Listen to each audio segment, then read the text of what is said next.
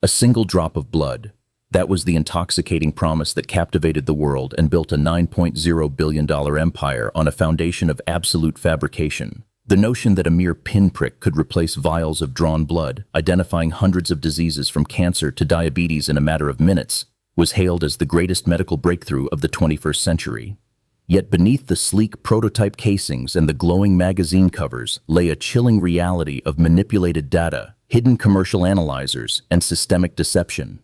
This was not merely a case of an ambitious startup falling short of its goals. It was a meticulously orchestrated illusion that gambled with human lives, exploiting the primal human desire for painless, accessible healthcare while exposing massive blind spots in the very institutions designed to protect the public.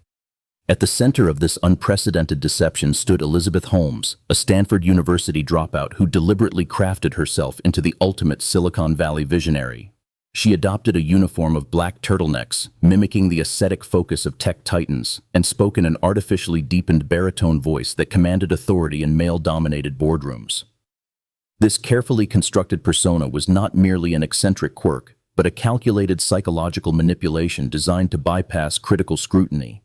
Investors and media figures alike were mesmerized by her unblinking stare and her messianic rhetoric about changing the world. She weaponized this charismatic presence to project an aura of inevitable success, creating a reality distortion field so powerful that seasoned venture capitalists handed over hundreds of millions of dollars without ever demanding audited financial statements or peer-reviewed scientific proof of her claims. The environment that incubated this monumental fraud was the unique, hyper-competitive ecosystem of the technology sector, a culture fundamentally driven by the mantra of "fake it till you make it."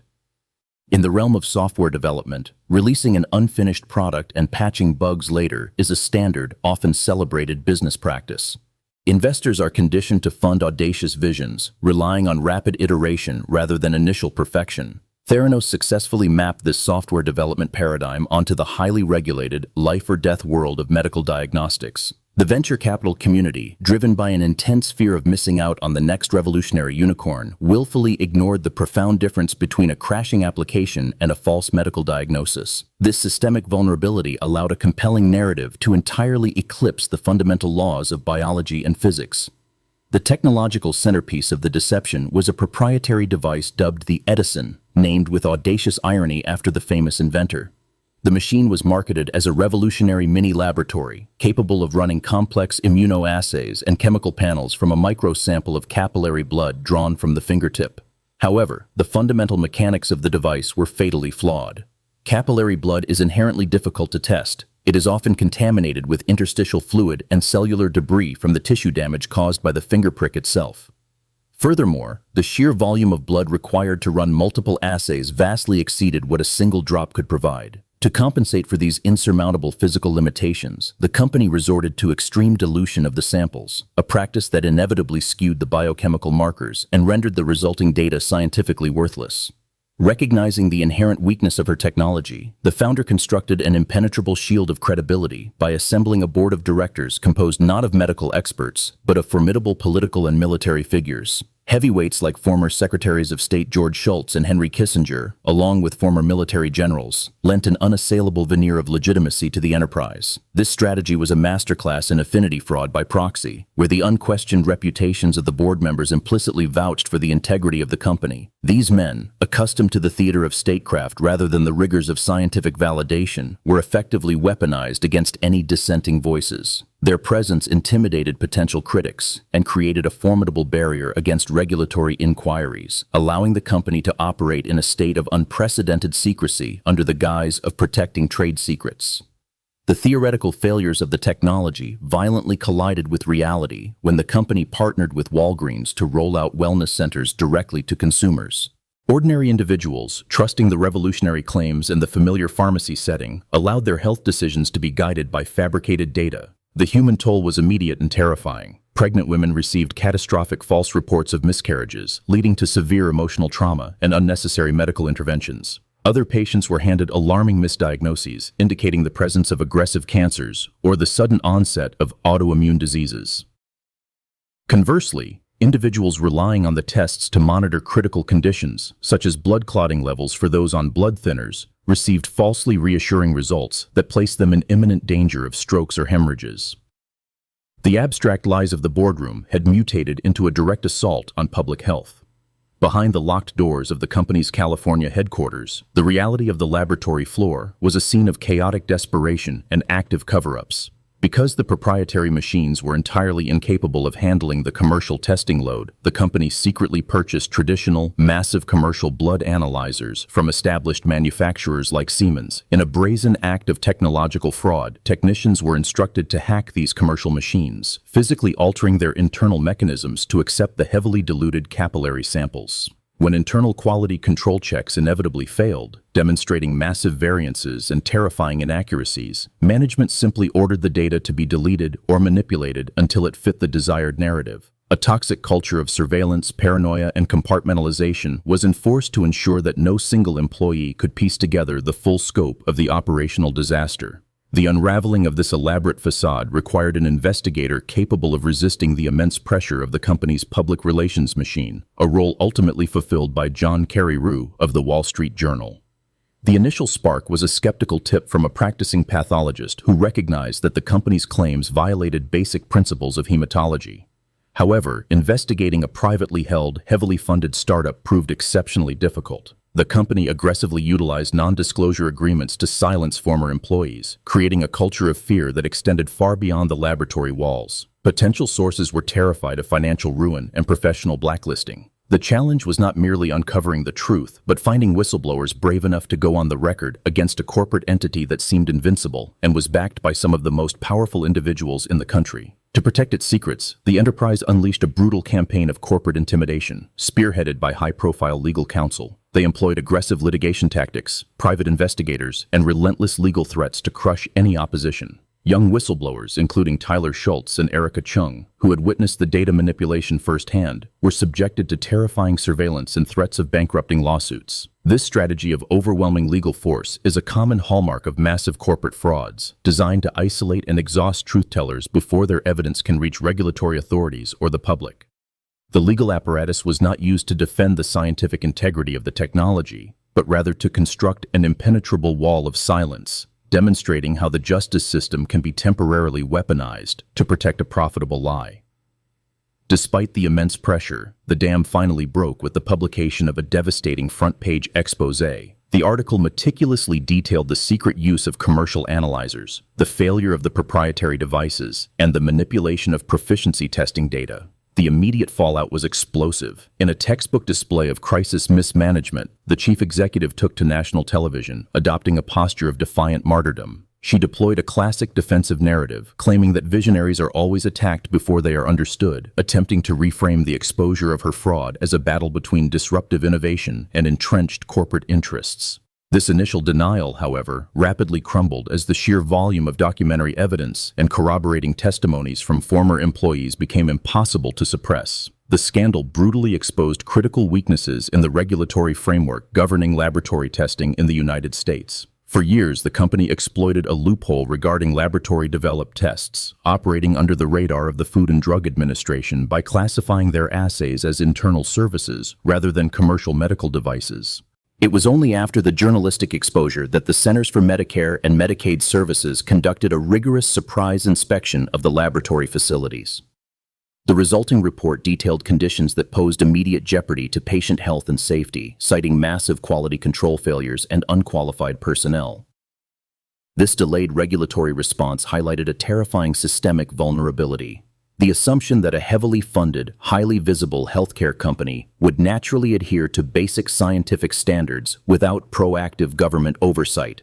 The financial and operational collapse of the enterprise was absolute and unprecedented in its speed. Regulators subsequently banned the founder from owning or operating a medical laboratory, forcing the voiding of nearly 1 million blood test results. This massive retraction essentially admitted that years of medical data provided to the public were entirely fictitious. A valuation that had once soared to $9.0 billion evaporated into thin air, leaving major investors, including prominent venture capital firms and wealthy family offices, with catastrophic losses. The spectacular implosion served as a stark, undeniable proof that no amount of marketing, political connections, or sheer willpower can alter the fundamental reality of scientific failure. The subsequent criminal trials provided a chilling autopsy of the deception. revealing the deep psychological mechanisms at play. Prosecutors systematically dismantled the defense's portrayal of a naive entrepreneur who simply failed to realize her ambitious dreams. Instead, the evidence painted a portrait of calculated, knowing fraud. Internal emails, text messages, and forged validation reports demonstrated that the leadership was acutely aware of the technology's catastrophic failures, while simultaneously soliciting hundreds of millions of dollars from investors based on fabricated success metrics. The trials underscored a dangerous psychological profile often found in massive corporate frauds, the noble cause corruption, where perpetrators convince themselves that the ultimate realization of their vision justifies any necessary deceit along the way. While the financial losses were staggering, the psychological damage inflicted on the investors and the broader business community was equally profound. Sophisticated financial institutions and seasoned billionaires were forced to confront their own susceptibility to an expertly crafted narrative. The deception capitalized on a collective suspension of disbelief, driven by an intense desire to be part of a world-changing narrative. The investors were not merely buying equity, they were purchasing a stake in a compelling story of a young genius democratizing healthcare. When the illusion shattered, it left a legacy of deep cynicism, proving that even the most rigorous financial minds can be completely blinded by charismatic storytelling and the powerful social proof of a high-profile board of directors. The shadow of this monumental deception fundamentally altered the landscape of biotechnology and venture capital. The era of blind faith in the charismatic founder, particularly in sectors intersecting with human health, came to an abrupt and necessary end. Investors, burned by the spectacle of the collapse, implemented far more stringent due diligence protocols, demanding independent scientific validation and peer-reviewed data before committing capital to medical startups. The scandal became a mandatory case study in business schools and boardrooms worldwide, a permanent historical marker delineating the absolute boundary between the acceptable hyperbole of software marketing and the unforgiving, evidence-based reality required in the life sciences. Preventing the recurrence of such a catastrophic failure requires a fundamental shift in how society evaluates technological claims. True innovation in healthcare cannot occur in a vacuum of corporate secrecy. It demands radical transparency, rigorous peer review, and continuous independent validation. Financial experts and regulatory bodies now emphasize that proprietary claims must be treated with extreme skepticism until they are proven in open, replicable scientific environments. The reliance on non-disclosure agreements to shield core technology from expert scrutiny is now widely recognized as a critical red flag, signaling potential deception rather than the protection of legitimate intellectual property. Ultimately, analyzing this fraud requires confronting the universal human vulnerabilities that made it possible. The deception thrived because it offered a beautiful, simple solution to a complex and painful reality. People naturally want to believe in miracles, in brilliant innovators who can banish the fear of illness with a single, painless drop of blood. Fraudsters expertly identify and exploit this profound psychological need, using hope as a weapon to bypass critical thinking. The true danger lies not just in the mechanics of the scam, but in the eager willingness of the public, the media, and investors to accept a comforting lie over a difficult truth. As technology continues to advance at an exponential rate, the systemic risks exposed by this scandal remain highly relevant. The modern marketplace is continuously flooded with complex, opaque innovations, from artificial intelligence diagnostics to advanced biometric tracking. The same structural vulnerabilities that allowed a fake blood testing machine to reach the market still exist whenever regulatory frameworks lag behind technological development. The pressure to deregulate and accelerate innovation constantly threatens to erode the critical safeguards necessary to protect public health. This ongoing tension ensures that the threat of sophisticated, scientifically cloaked deception is a permanent fixture of the modern economy. Empowering vigilance against these evolving threats requires a public that is educated, skeptical, and demanding of verifiable proof. Consumers and investors alike must learn to differentiate between visionary rhetoric and empirical evidence. When a company claims to have revolutionized a fundamental scientific process but refuses to publish its data for peer review, alarms must sound. The legacy of the scandal dictates that extraordinary claims require extraordinary transparent evidence.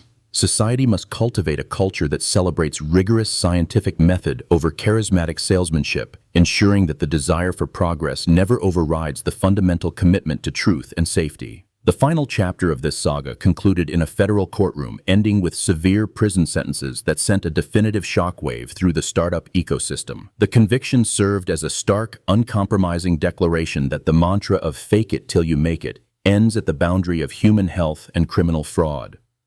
The empty promises of a medical revolution dissolved, leaving behind a legacy of ruined reputations, shattered fortunes, and a profound cautionary tale. It stands as an enduring reminder that true progress is forged in the crucible of rigorous science, not in the shadows of a carefully constructed corporate illusion.